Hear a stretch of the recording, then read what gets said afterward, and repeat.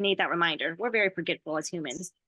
But we live in a world where there's such an overdevelopment of a sense of urgency. So a sense of having to get to here, to this place and that place on time, having to squeeze in these errands all in this day. Uh, and then we also have a very low tolerance for frustration, a low tolerance for discomfort. So, for example, it might look like I have planned to go to work, run 2, 3 errands, run home, feed the kids, and then get back to typing up a report this day. And throughout the day, there might be setbacks. I run into traffic getting to work or coming home, or when I'm at the grocery store, I'm having to wait in line. And those points can be so uncomfortable because we have a one-track mind trying to get that goal accomplished, that to-do list crossed off. And yet those hiccups cause us to have, it sets us up for such a low frustration tolerance for those hiccups. There's no space, no bandwidth, no margin. And so what we do is we often rush to fix problems, for us or for our kids. We tend to try to rescue ourselves from these human experiences called discomfort or pain or adversity. And then we don't realize that those at times are needed. They're needed in 2 ways. They're red flags, for one thing, to tell us to slow down. So think about, we're going on a walk, there's a pebble in our shoe, we feel it, it hurts, it's telling us something. That pain is telling us to slow down, stop, assess why we're feeling that pain, where we're feeling that pain, and what we need to do. So, Kim, for you, describing Josh and the screen time aftermath, all of those interactions with his peers that were inappropriate, how he was behaving, getting off the screens, how much he was starting to depend on the screen. All those were like these pebbles growing inside of his shoe, getting bigger and bigger. And that was a red flag for you. So you stopped, you assessed, and you and we made a plan and held each other accountable on what that would look like to execute it. So in a way, pain and those uncomfortable feelings can be helpful to us. So the problem is when it gets out of balance and it's no longer helpful, but now it's hurting even more. So when we leave it unchecked, that's when things start to go awry. So if I had not stopped to notice, wow, it's very uncomfortable to sit in traffic right now, longer than I'm usually sitting in traffic, or it's very uncomfortable to have to stand in line at the grocery store, then what happens is our frustration builds and builds and builds. Our anxiety increases. We stuff those feelings more and more so that we can cope with them. And again, it takes a toll on not just us, but each other, our families. So I'll give an example. Last week, Jimmy had a big explosion. No, actually, it didn't even start off very big. He just had a minor meltdown because we turned off the screen. And my response was more rigid, which black and white thinking can come from when we're stressed, we're in fight or flight. So there's no room for collaboration or connection or empathy. But it was just, Jimmy, I told you it's time to turn off the TV. So we're going to do it now. And limits are needed. Limits like that are needed. However, when we first slow down to give them and collaborate and connect, empathize, validate, then they come much more easily and our child is able to receive it more easily. And so what happened was I was firm and short and he escalated and then I escalated. And the next thing I know, he takes this big toy of his, a big car, and throws it at me and hits me in my stomach. And this is not a proud moment. I flew off the handle. I took the car and thankfully I didn't throw it at him, but I wanted to. And I threw it instead down the stairs as hard as I could, and it broke into a million pieces.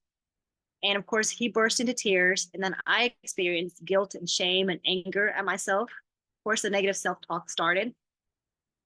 I'll tell myself, that was really stupid, Caroline. Why are you acting like a 5-year-old? And here he is having a hard time, and I'm making it worse for him.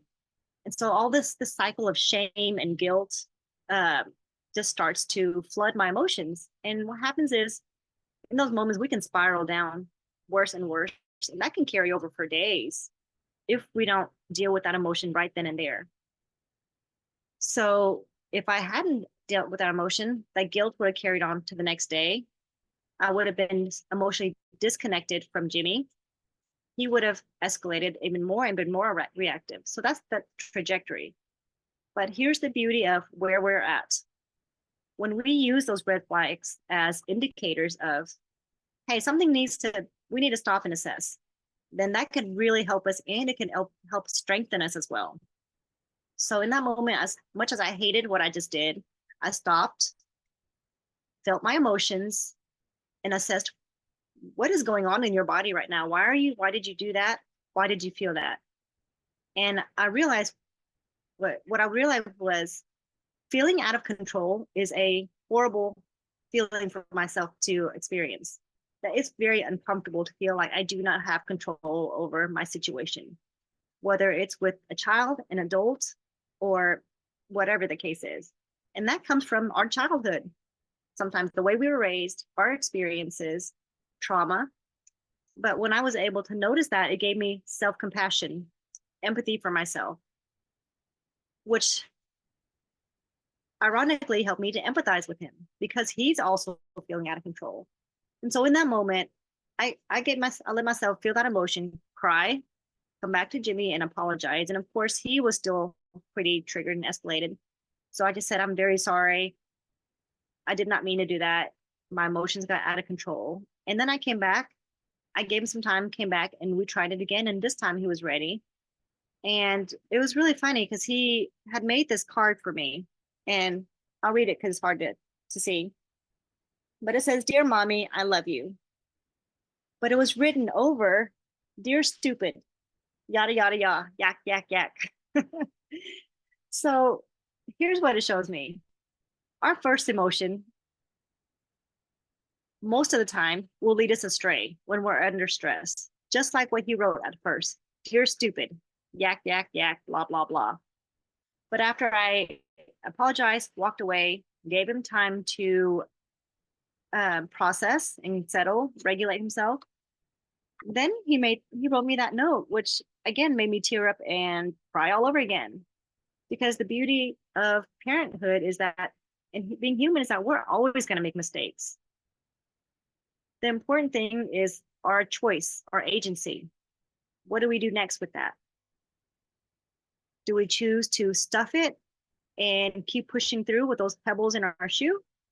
Or do we stop, take out the pebble, see how it got there in the first place, remove it, try to keep it from getting back in there?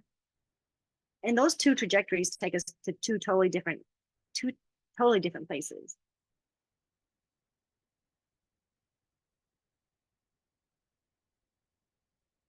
And the reason why this is so important is because what we're experiencing is the exact same thing we hope to teach our kids.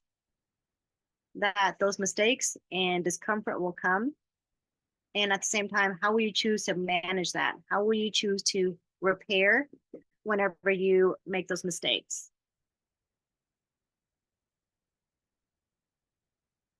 So some of the ways that we can slow down, which we talk about this all the time, and sometimes it sounds so vague and abstract. It's like, of course, we all know we need to slow down. It's the how that gets really tricky. But first is the why that we need to look at. Why do we want to slow down? And we know that stress, chronic stress, rushing, takes a toll on our emotional resilience. It steals our sense of joy and fulfillment. And then it has a domino effect, just like I just shared with our families and with other people around us. It leads to rigidity and perfectionism. And so we get stuck in where we are. So we think, oh, it has to be this way, or we won't do it at all. So even Cam, you and I, when we were first talking about screen time with Josh, it was the hardest part was getting started. What does that look like? What kind of visuals do we need? And then we kind of decided, okay, just rip the Band-Aid off and start. We can always go back and modify. We can always go back and pivot, adjust. If this isn't working, we'll adjust it. And if this is working, we'll keep on doing it. But the point is just to keep on taking action. So a lot of times thinking about the thing and trying to make all these different decisions will steal our mental capacity instead of helping us. So oftentimes we don't need all these choices. We just need to make one choice and then implement and then go from there. So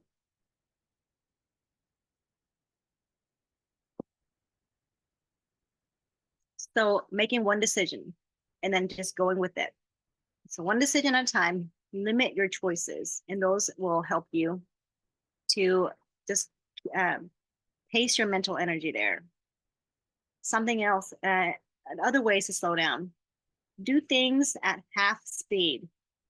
The way we walk and talk, it cues our body, it signals our body, and it signals to our brain if we're in danger or if we're safe. So, for example, whenever I am running to my car to get to work, parking, driving fast, parking, running into the building, my heart is beating fast. And not just from the physical activity, but because I've cued my body, my brain that I am in danger. If I don't get to work, get that paycheck, I'm going to starve. That's essentially what we're telling ourselves. And in those moments, we have to make that decision. Is this true? What's the cost of this? Long term, like short term and long term. And decide, what can I do right now that shows my brain and my body that I have a choice? And that's part of being human. We have choice. That's how we've survived for this long. We have a choice in how we show up. So I've learned that even when I am late or feeling the urge to rush, if I slow down and act counter to what I'm feeling, counting to my urge, then oftentimes in just a few minutes, it cues my body, my brain that I'm safe, and then I can think more clearly. So if you guys remember that fight or flight diagram I showed you guys a while ago, fight or flight gets us into rigidity, black and white thinking, inflexibility. But when we go back to rest and digest, we're more creative with problem solving. We are more connected with each other. So we collaborate better. We maintain our relationship. So all of those things, it sounds very simple, but we need practice over and over and more often. So think of it like a muscle when you're exercising. You are either training your muscles, your body and your brain to continue rushing through life at a frenetic pace, or you're training your brain and body to slow down, notice what's going on in your body, notice what's going around you in your environment, in your children, your family, which means you're able to respond better. So I'll give another example. I try to get up early in the mornings and I try to have some quiet time before my boys wake up. Sometimes that works. Sometimes it doesn't work out as planned. I might wake up, sit down, start reading my Bible, and one of the boys will wake up. And what I've noticed is as soon as that happens, no matter how much time I have before work, it triggers my body to want to jump up, run to the kitchen, make their breakfast, pack my lunch, and basically do 1,000 things at once, no matter how much time I have. And so over time, I started noticing this and telling myself, resist the urge to do that. Just resist. So noticing the sense of rushing, like the wanting to rush and get up in my body, and then acting opposite of it helped me to process and go through that peak, that peak of discomfort. Once I got there and sat there long enough, it subsided. And the interesting thing with that is when you work past that level of discomfort, then that urge does decrease. And what happens was in that last time that happened with my kids, we sat there and I decided to just hold him instead of getting up and making breakfast. It only took 5 minutes, 10 minutes, but we got to connect. I felt like my heart started slowing down and I was ready, physically, emotionally, mentally ready then to get up and make breakfast. And what happened was time seemed to expand. For me, when my kids get up, I feel like time shrinks, but when I resist that thought and like follow it through and process it, time actually expands. I had more time to connect with him, make breakfast, and do all the logistics before going to work. So it's something to consider for you guys. Resist that urge and temptation to rush like we normally do. Notice when you are rushing. Notice how fast you're brushing your teeth, how fast you're slapping on makeup, how fast you're trying to rush to get out the door, and challenge yourself to cut that time in half. Just like when we're on YouTube and we turn up the dial so we can listen to it at 2.0 so we can get all the information in our brain at half the time, do that in the opposite way for yourself. Slow it down by half the time and see what happens to your brain and your mental, emotional state.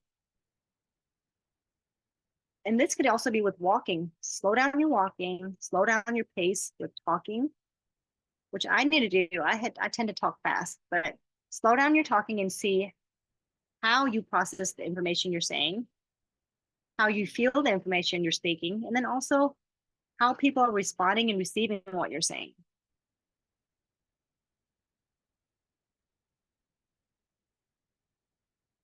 Something else I challenge you guys to do is mono or single task. So most of us equate parenting with multitasking. We think that's the only way we'll get things done. I challenge you to challenge that belief and challenge that thought. Is it really true? Because research shows that when we multitask, we actually do everything less productively. We make more errors and we drain our energy even more. So whether that is cooking and being on the phone, why don't you choose one thing to do? That happens to actually be the definition of mindfulness. Choosing one thing to do, being present to that one thing and mindful of it. And practicing this just one time a day, building up to multiple times a day, and seeing how it shifts your emotional state, your ability to regulate. And then lastly, dial back on what completion looks like, because this is subjective. We might go into the day with a list of 10 things we want to get done. And at the same time, that may not be realistic. To break it down, you might say, I'm going to pick 1 to 3 things to do instead. And then break down your day into quarters. Maybe by noon, you wish to get these 2 things done. Or by mid-morning, you want this one thing to get done. Or by the end of the day, you'll have these 3 things done. But really narrowing in on your goals will help you also narrow in on your focus and your attention. Instead of seeming like you're bombarded with all these tasks you're juggling and not getting any of it done.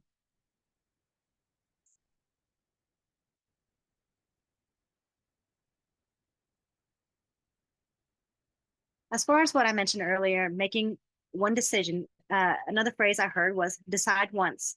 So once you make that decision, leave it. And then circle back after to debrief to assess how that decision looked. So for me, last year, one of the hardest decisions I made was homeschooling my son. We went back and forth so much and it really drained my energy. It stressed me out. It caused so much anxiety. And then finally, we got to the point where I was like, I had to accept there was no perfect answer. There was pros and cons with wherever he was, private school, public school, or homeschool. And what I finally decided was in this very moment, with the information I had, what was best. And for that moment, it was homeschool. So we decided just to implement and run with it. And once we made that decision, as soon as made that decision, it was a big burden off my shoulder. So it was almost like you get through that and then you get to deal with the next thing that comes instead of 15 things at the same time. And Christine gave a good example. So you guys probably know Steve Jobs. What does he wear every day? A black turtleneck and a pair of jeans. This man is brilliant. He conserves his energy to not have to deal with making a decision of what to wear every single day so that he can free up that brain space to do all the other brilliant things to impact the world, to fulfill his life. And that's such a simple strategy, but what are some things we can do like that that can free up so much of our attention and focus? Is it what we eat every day? Do we pack the same thing for that week every morning and then something else the next week? Can we simplify our closet even to 5 shirts and 5 pairs of jeans? Whatever that looks like to you. And it may seem extreme, but implement it and try it and see how much easier that makes your life. So having something predictable like that, a predictable system, something simple, will help us to, again, free up, give us more white space to free up that mental space that we tend to cram and stretch, self-sabotage. So in our day, even looking at our day, it doesn't have to be the exact same every day, but there can be a rhythm to it. So again, those are something to explore. Like for us, uh, when I'm at work, it's very structured. When I'm at home with my boys, it's not so much of a strict routine, it's more of a rhythm. So breakfast, school, play, lunch, outside, come back in. So even that rhythm of your day can, again, help set you up for a more slower pace parenting and living.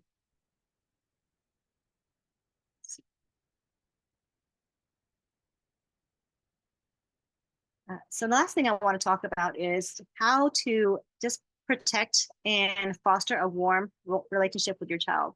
And we all know this is important. Why?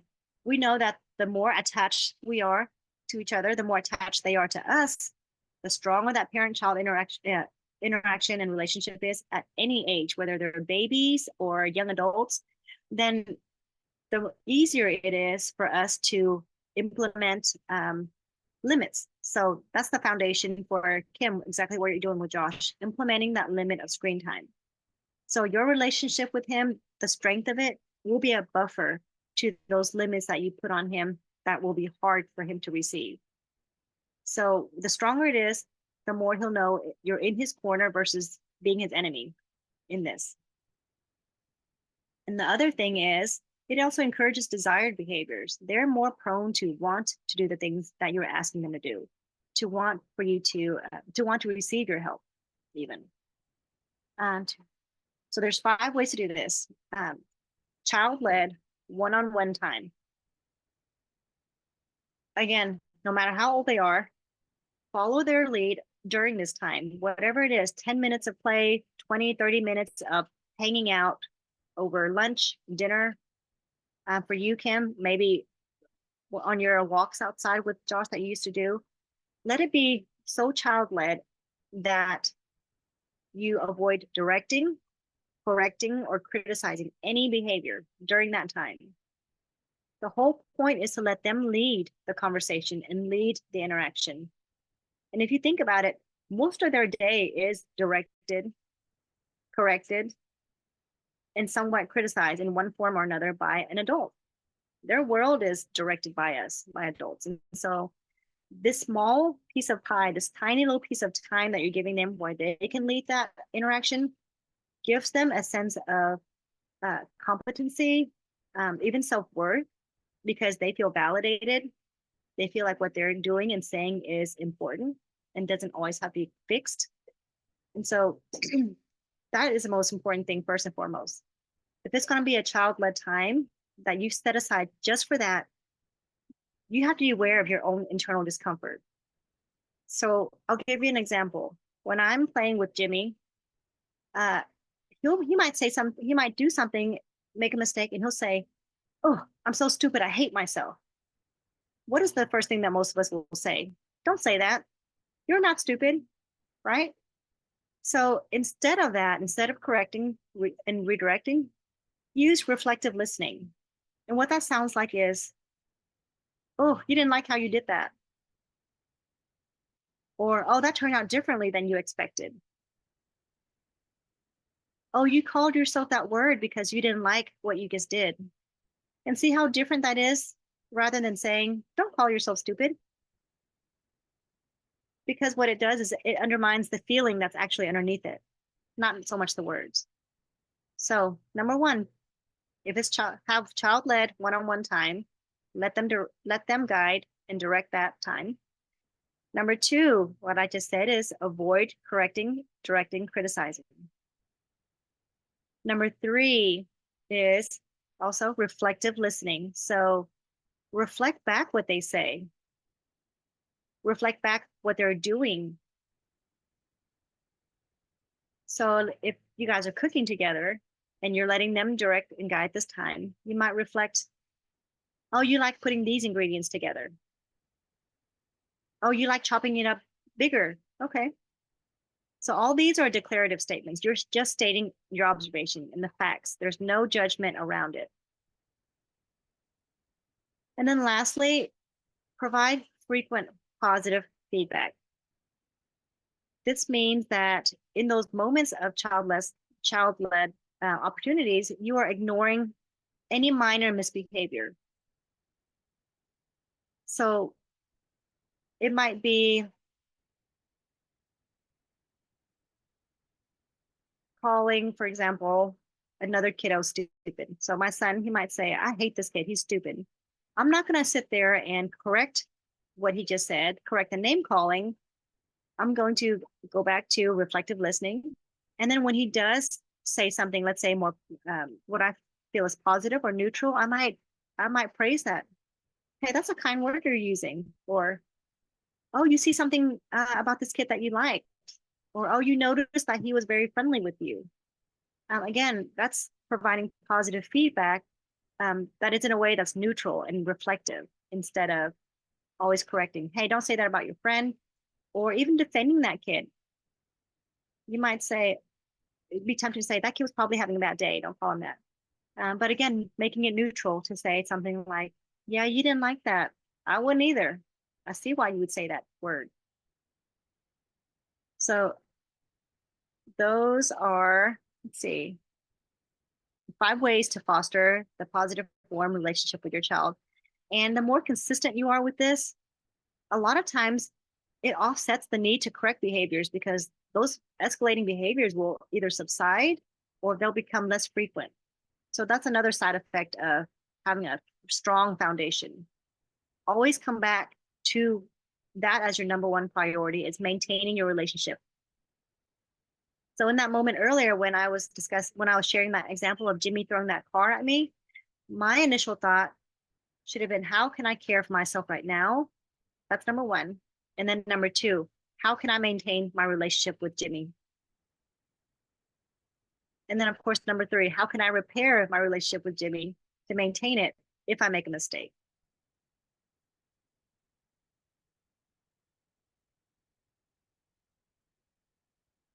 So I'll leave you guys with this quote. And it helps a lot because, again, we know what we need to do. A lot of times it's hard to implement why. It's hard to implement doing it unless we have a strong why. So I wanted to read this quote to you guys. We are doing the most important work any human can ever do. Being a parent is being a creator and servant leader in the most beautiful, powerful way possible. So cherish it.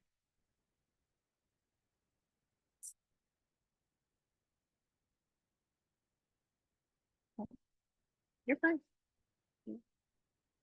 So remember, there's always going to be 100 things calling us away from our most important work. But remembering this is our most important work and coming back to that reminder and that truth. Well, I hope you guys got some notes or some tips away from here, some helpful tips and strategies, and also reminded of your why. If you guys have any questions, you guys can